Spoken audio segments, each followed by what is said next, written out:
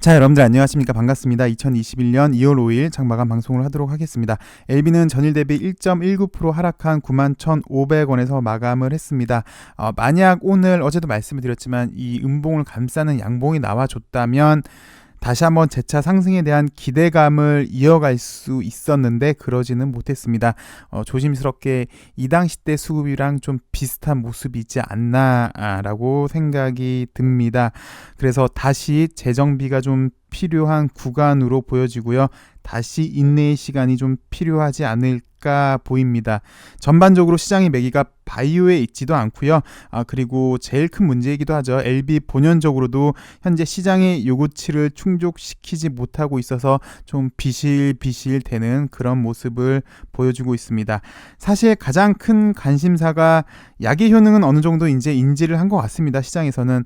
그럼 이제 대체 언제 상업화가 시작되는 것이냐인데 원래는 그랬었죠. 2019년 말이었죠. 근데 임상 결과가 좀 늦게 나오는 바람에 작년 3월, 4월경에 NDA 신청할 걸로 이렇게 얘기를 했었고 다시 코로나 여파로 작년 연말이었다가 지금까지 이렇게 이어지고 있습니다.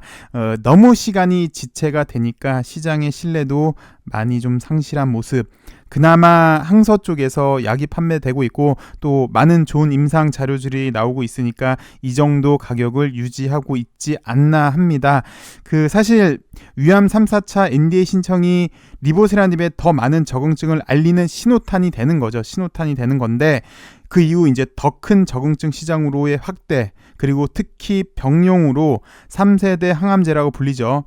차세대 항암제라고 불리는 면역 항암제랑 궁합이 잘 맞는데 또 특히 면역 항암제의 효능을 좀 더 높여주는 기능까지 리보세라닙이 하고 있으니까요. 그래서 시장에서 거는 기대도 큰데 이 첫 관문이 너무 지체되니까 우리 역시 현재 많이 지치고 있습니다. 사실 2월달은 원래도 좀 기간도 짧은데 게다가 설 연휴도 있죠. 다음 주면 설 명절인데요. 일단 회사에서는 정식적으로 발표한 건 없지만 진 회장 IR 당시 내용을 바탕으로 한다면 3월경에 이민요미 소식이 나오지 않을까 싶습니다. 사실 지금까지 이민요믹 때문에 LB 주가가 영향을 받지는 않았었는데요. 조심스럽게 ITI 1000 교무세포종 임상 이상 결과가 나오고 곧장 상업화를 목표를 하고 있지요. 그리고 이 역시 표준 치료제가 목표이고 그렇게 된다면 표준 치료제가 될 게 거의 기정사실화되어 있는데요. 또 패스트트랙 제도도 이용할 수 있으니까요. 게다가 2월 말쯤에 또 나노젠 백신건도 한번 있을 것 같고 또 사실 지금은 상당히 조용합니다. 이민요믹 백신건, 특히 변종에도 유효한 백신건이 있는데 이게 다시 한번 또 부각이 될지는 물론 봐야 되겠지만 살짝 기대는 되고요. 게다가 여기에 이제 리보세라닙 NDA 신청까지 빵빵빵 터져주길 기대는 해봅니다. 근데 일단 기대라는 거 현재로서는 희망사항이긴 합니다. 당장 지금은 긴 호흡이 좀 필요한 그런 구간으로 보여집니다. 시장은 나름 양호합니다. 전반적으로 이렇게 큰 상승 이후에 기간 조정을 좀 보여주고 있는 모습을 보여주고 있고요. 제가 매일 드리는 말이긴 해요. 제가 시장을 말씀을 드릴 때 성장성이 큰 건 두 가지로 구분이 될 수 있다. 첫 번째는 바이오고 두 번째는 차다. 차 같은 경우는 내연 기관이 아닌 미래차, 특히 전기차, 수소차, 친환경 차가 대세인데 얘네들이 성장성이 상당히 크다라고 말씀을 드리고 있어요. 그래서 너 왜 계속 똑같은 얘기만 하냐라고 하시는 분도 계세요. 사실 근데 제가 이렇게 답변을 드릴게요. 시장의 트렌드가 바뀌면 저도 그 트렌드에 따라 다르게 얘기를 하겠지만 시장의 트렌드가 바뀐 게 없어요. 이를테면 오늘도 삼성 SDI가 좋았습니다. 근데 삼성 SDI를 계속해서 말씀을 드릴 수밖에 없는 게 얘가 계속 오르잖아요. 계속 오르는 게 결국은 전기차 때문에 오르는 거잖아요. 얘네들이 성장성이 좋기 때문에 계속해서 올라가는 거예요. 물론 지금 사라고는 말 못해요. 이 당시 때였으면 모르겠으나 지금은 보유하신 분들의 영역이죠. 그만큼 시장의 트렌드는 바뀐 게 없고요. 크게 보시면 성장성이 큰 거, 만약에 큰 수익을 원하신다면 성장성이 큰 거, 바이오, 그리고 미래차 쪽으로 집중을 하시는 게 맞는 것 같습니다. 이번 주에도 보시면 저는 기아차 한 종목을 말씀을 드렸어요. 그 당시 때 SKC랑 차트 비교해드리면서 이렇게 백에서 올라오는 게 강한 종목이다라고 말씀을 드렸잖아요. 어쨌든 기아차가 이번 주에는 글쎄요, 개별주를 제외하고는 제일 양호하지 않았나 싶은데 여러분들이 매매를 하실 때 기왕이면 좀 더 큰 폭 상승을 원하시는 거잖아요. 그래서 이쪽으로 차 쪽으로 매매하시면 도움이 되실 것 같아서 계속 성장성이 큰 거, 바이오 그리고 차 쪽으로 말씀을 드리는데 지금 당장 바이오 쪽엔 매기는 없고요. 특히 미래차도 뭐 이렇게 완성차 있고 자율주행 있고 전장 있고 특히 차량용 반대체도 있고 등등등 섹터가 너무 넓어서 지금 당장은 좀 말씀드리지 뭐하지만 지금은 어쨌든 대형주 쪽에 매기도 있고 얘가 탄력이 좋으니까 말씀을 드린 거고 나중에 또 기회가 된다면 이게 시간이 되면 제가 자동차로 쭉 한번 말씀을 드리고 싶네요.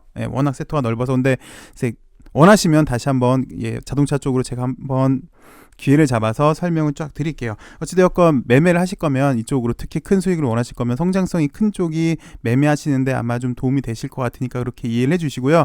시장의 트렌드가 바뀐다면 저 역시 설명드릴 때 아마 다르게 말씀을 드리지 않을까 싶습니다. 전반적으로 시장 상황은 우호적입니다. 잠시 흔들릴 수 있어도 뭐 그렇게 크게 흔들리지는 않는 듯한 잠시 이렇게 조정 중에 있는 기간 조정 중에 있는 그런 모습으로 보여집니다. 그리고 사실 지난주 이번주 시장의 가장 큰 이슈는 미국의 게임스탑 AMC 블랙베리 사건이었죠. 개인 투자자들이 헤지 펀드의 백기를 받아낸 역사적인 사건이었는데 글쎄 결과는 저는 이렇게 얘기를 하고 싶습니다. 일단 주가로만 놓고 본다면 급등은 급락을 부른다. 오를 때는 개인도 사고 공매도 환매 물량도 들어와서 기름에 불 붙듯이 엄청나게 활활 타오르면서 속도감 있게 오르지만 내릴 때는 차익 실현 물량 그리고 공매도 물량까지 합쳐지면서 폭포수 떨어지듯이 확 떨어지는 모습.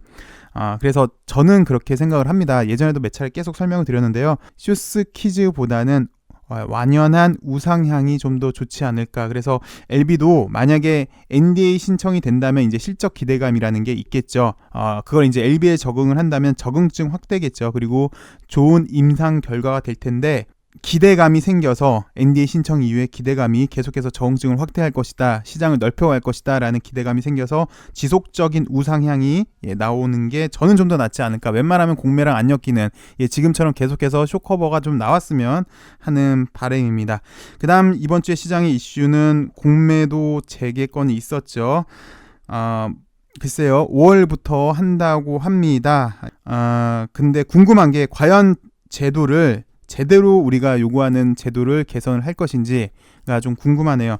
그러니까 사실 우리나라에서도 게임스탑처럼 될 수 없었던 이유가 일단 기간이 거의 무한대이기 때문에 그럴 수가 없었잖아요. 그래서 가장 큰 요구치인 전산화 그리고 공매 기간의 한정 그리고 증거금 제도를 좀 제대로 손 봐줬으면 합니다. 그래서 이번 기회에 꼭 이 공매 제도를 손 봐야 될 것 같고요. 일회성 선고형 땜질식으로 넘어가는 게 아닌 우리의 관심이 계속해서 이 공매 제도를 개선시킬 수 있을 것으로 보여집니다. LB를 살펴보도록 하죠. LB는 크게 보시면 이번 주에 두 가지 큰 이슈가 있었습니다. 첫 번째 이슈는 잠시 좀 전에 설명을 드렸지만 게임스탑 이슈로 시장의 주목을 받았죠. 참 재미난 게 그동안 사실 LB는 공매도가 많아서 골칫거리였는데 오히려 공매 잔고가 많은 게 시장 이슈를 받았고 그럼 LB도 게임스탑처럼 급등을 하지 않을까라고 기대를 했었는데 한계가 있었습니다. 그 한계를 좀 살펴보시면 첫 번째 미국과 같은 시스템이 아니다. 공매 상환 기간이 거의 무한대이다라는 것 때문에 일단 그렇게는 되지 못했고요. 그리고 두 번째는 LB 본연의 문제점이 되겠죠. 시장 기대치를 충족시키지 못하는 가시적인 성과가 없다 보니까 잠시 반짝하고만 모습. 그나마 여기 93,000원, 93,000원 후반대, 94,000원 정도로 확실히 지지를 해줬으면 다시 한번 좀 자리 만들다가 한번 자리를 바꿀 수 있었는데 그마저도 지금은 약간 와해된 모습입니다. 그리고 두 번째 이슈는 선양암에 대한 이슈가 있었습니다. 미 FDA 희귀의약품으로 지정받았습니다. 상당히 좀 좋은 뉴스가 나왔는데요. 선양 난성암이 오픈 라벨 때문에 예상보다 상당히 지금 빠르게 진행되고 있는데요. 이런 희귀의약품 제도 지정 때문에 편의 제도를 이용할 수가 있습니다. 쉽게 말해서 패스트트랙 제도를 이용할 수 있는 건데요.